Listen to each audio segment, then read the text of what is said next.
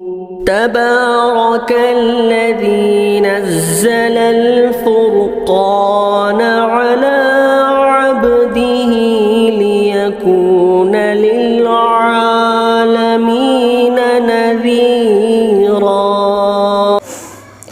کسی بھائی نے اسی طرح ایک سوال کیا ہے، مفتی صاحب سوال یہ معلوم کرنا ہے کہ اگر کسی نے فجر کی سنت فرض کے بعد فوراً پڑھ لے تو کیا گناہ ملے گا؟ مسئلہ واضح فرما دے، بڑی مہربانی ہوگی۔ سوال کرنے والے حافظ بشیر صاحب آندرا سے۔ دیکھیے حافظ صاحب، یہ مسئلہ بہت عمومی طور پر پوچھا جاتا ہے اور یہ اکثر و بیشتر مسائل میں لوگ بڑے پریشان ہوتے ہیں مسئلہ معلوم نہ ہونے کی وجہ سے۔ میں اس مسئلے کو تھوڑا تفصیل سے بتا دیتا ہوں تاکہ ہر آدمی اس کو عمل کرنے میں آسانی ہو۔ یہ مسئلہ یہ ہے کہ دیکھیں، اگر کسی آدمی نے مثال کے طور پر میں ہوں، فجر کی نماز میں گیا اندر مسجد میں، جب میں مسجد میں داخل ہوا تو وہاں دیکھا کہ امام صاحب فرض نماز پڑھا رہے ہیں فجر کی۔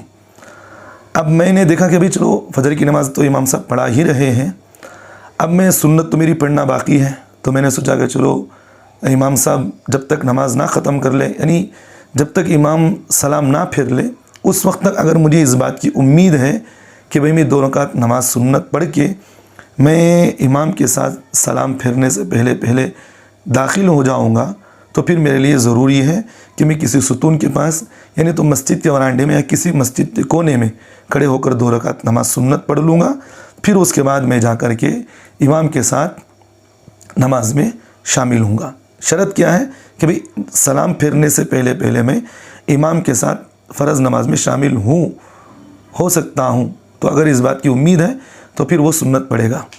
اگر اس بات کی امید نہیں کہ بھی میں اگر 2 رکعت سنت پڑھوں پھر میں امام کے ساتھ جا کر شامل ہوں گا، تو اس وقت تک امام سلام پھیر دے گا، نماز ختم ہو جائے گی۔ تو اس لیے آپ ایک کام یہ کریں گے کہ بھی آپ سنت چھوڑیں، آپ جا کر نماز میں شامل ہو جائیں۔ اب جب نماز میں شامل ہو گئے، آپ فرض نماز آپ کی ہو گئی ہے، لیکن آپ کی 2 رکعت سنت باقی رہ گئی۔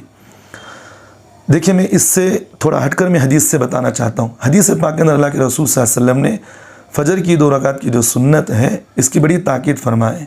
اس لیے ایک حدیث کے اندر شاید حضرت ام عائشہ صدیقہ رضی اللہ عنہا حدیث کے راوی ہیں، فرماتے ہیں کہ اللہ کے رسول صلی اللہ علیہ وسلم کبھی بھی فجر کی 2 رکعت سنت، چاہے وہ سفر میں ہو یا گھر میں ہو، کبھی سنت اس کی نہیں چھوڑتے تھے، ہمیشہ پڑھتے تھے۔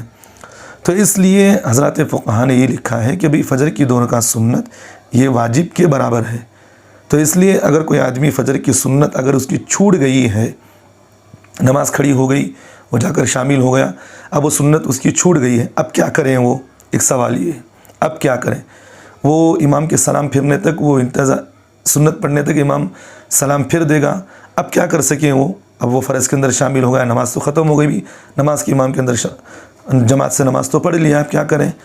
تو اب اس کا دوسرا سوال جواب یہ ہے، جب امام کے ساتھ اس نے نماز ختم کر لیا، 2 رکعت جو سنت اس کی فجر کی باقی رہ گئی ہے، وہ امام کے نماز کے سلام پھیرنے کے بعد اشراق سے پہلے نہیں پڑھ سکتا، کیونکہ حدیث پاک کے اندر اللہ کے رسول صلی اللہ علیہ وسلم نے 3 وقتوں میں نماز پڑھنے کو منع کیا ہے۔